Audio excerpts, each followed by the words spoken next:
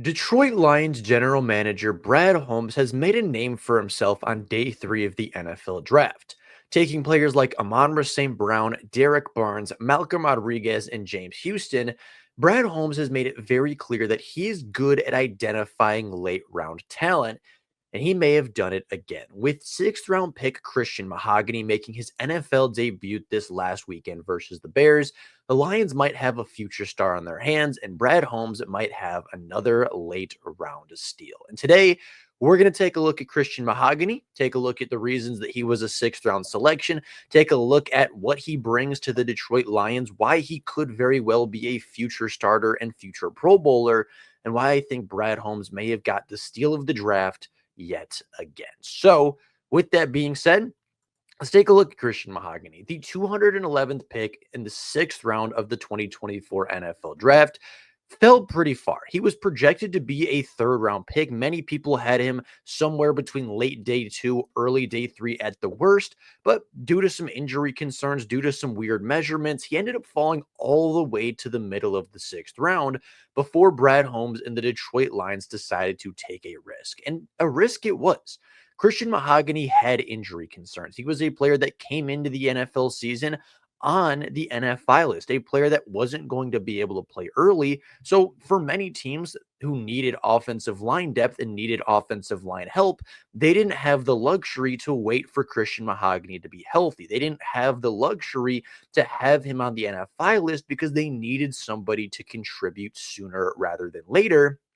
But the Detroit Lions, with an offensive line of Taylor Decker and Graham Glasgow and Frank Ragnow and Kevin Zeitler and Penei Sewell, had that time to wait. Even their backup players like Dan Skipper, Colby Sorsdale, Coyote Owaska, all of those players were starters at some point.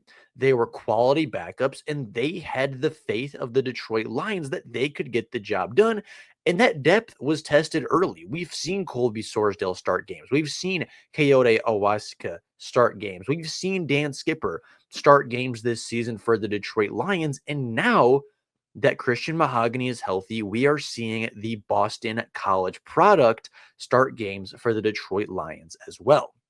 Now, coming out of BC, he stood at 6'3", 322 pounds. In 1,500 snaps at right guard, he allowed just a single sack. And again, many people saw Christian Mahogany as a third round pick. Many people saw him going very easily on day two of the draft. And a lot of people, especially those that were fans of Boston College or even people that just covered the draft, were shocked that Christian Mahogany fell that far. The NFL draft media saw Christian Mahogany at the top of their remaining players board from the start of day three all the way through round six when he was selected. And even at the moment of that selection, almost everybody unanimously agreed that it was a great value pick for the Detroit Lions. At Boston College, Christian Mahogany was fantastic, playing 752 pass blocking snaps and allowing a single snap, allowing just two quarterback hits and 11 hurries throughout his Eagle career. He was fantastic. Statistically, he was one of the best guards in the ACC and one of the best guards in the country. Pair that with the fact that at the NFL Combine, Christian Mahogany was not only a full participant, but then went on to have a 9.64 RAS score, meaning he's in the 96th percentile of athletes at the right guard position, with a 32.5-inch vert, a 9'1" broad jump, and a 5.13-second 40-yard dash. Christian Mahogany was not only a very polished and clean prospect, he was one of the best athletes we've ever seen at the guard position. And I think that that really speaks to why Christian Mahogany fell in the draft, because you look at him as a prospect and it seems like a no-brainer. Throughout the preseason, throughout the draft process, I talked about taking Christian Mahogany with the 71st overall pick. And a lot of people had Christian Mahogany going in that range, somewhere above the 100th pick.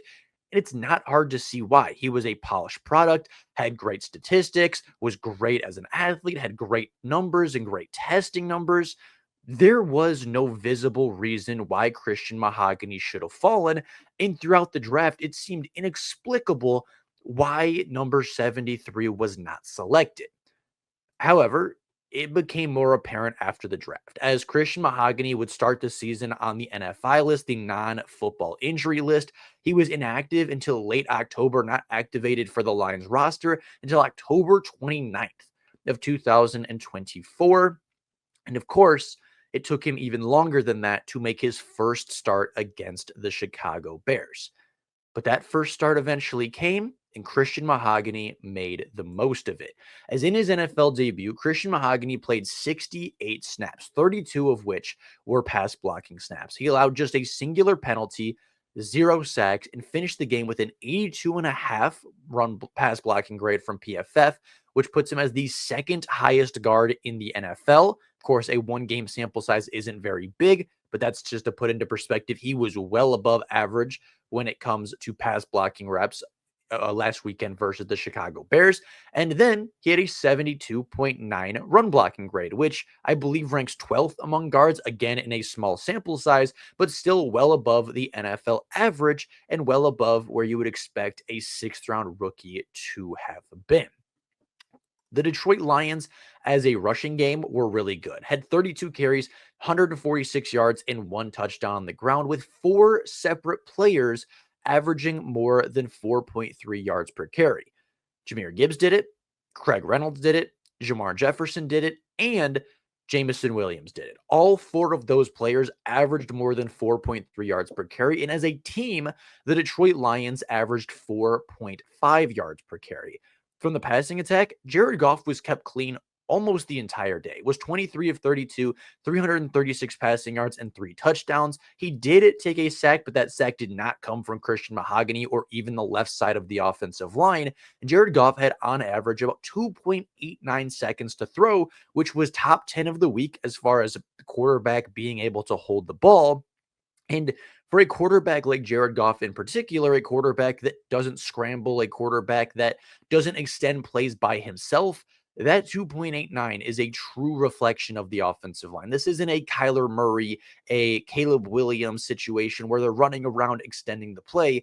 This is Jared Goff had nearly 3 entire seconds in the backfield before he was pressured to throw the football, and he was able to get that football away cleanly. It felt like he was never under pressure. It felt like he had all day to throw that football, and a lot of it had to do with Christian Mahogany, not only being a great pass blocker with people in front of him, but finding work. When there wasn't a player rushing directly at Mahogany, he would go chip with Taylor Decker. He would go chip with Frank Ragnow. He would make an impact on plays that he wasn't supposed to be involved. And that is the star that they were looking for. That is the play style that the Lions ask out of their offensive linemen and what all NFL teams ask out of their offensive linemen. If you don't have work, go find work, right? The saying in the NFL is pass protection is not passive. And Christian Mahogany was a great example of exactly that phrase. With that being said, I don't think Christian Mahogany is going to start the rest of the season. With Graham Glasgow returning, the veteran for the playoffs, I think he's going to start. It's going to be Taylor Decker, Graham Glasgow, Frank Ragnow, Kevin Zeitler, and Penei Sewell going into the NFL playoffs if they are all healthy at the position. But Christian Mahogany has a future here. Christian Mahogany is not just a rotational depth piece. He is not just a backup guard. When Graham Glasgow retires, when Kevin Zeitler retires, which might be at the end of the year, the Lions have their plug and play guard. They have their right guard of the future, and that player is Christian Mahogany. I think going into 2025, the Detroit Lions starting offensive line is going to look pretty similar, but it's going to have a massive change. Taylor Decker will still be the starting left tackle. I think he will be here until the day he retires, and the Lions will keep him around no matter what. Graham Glasgow, I believe, still has a year or two left on his contract. He will return to the Detroit Lions if he does not retire. Frank Ragnow is the centerpiece and the cornerstone of this offensive line at the center position, with Penei Sewell being the all-pro talent he is on the right side. What's going to happen is Christian Mahogany, the 6th-round pick, is going to replace Pro Bowl guard Kevin Zeitler, a player that has been one of the best at his position for over a decade in the NFL. And quite honestly, I don't think we're going to see a drop-off. I think Christian Mahogany is going to slide in. He is going to be just as good as Kevin Zeitler has been this year, and I think plug and play will be a Pro Bowl caliber talent as early as 2025. So, with that being said, that is all I got for you guys today. Let me know down in the comments below your opinions and your takeaways from the debut of Christian Mahogany. Do you think he's a future star, or do you think it was an outlier game as he's surrounded by fantastic talent? I'd be curious to hear your guys' opinions and expectations for Mahogany down the road. But with that being said, that's all I got for you guys right now. Thank you all so very much for watching. And until next time, and as always, go Lions.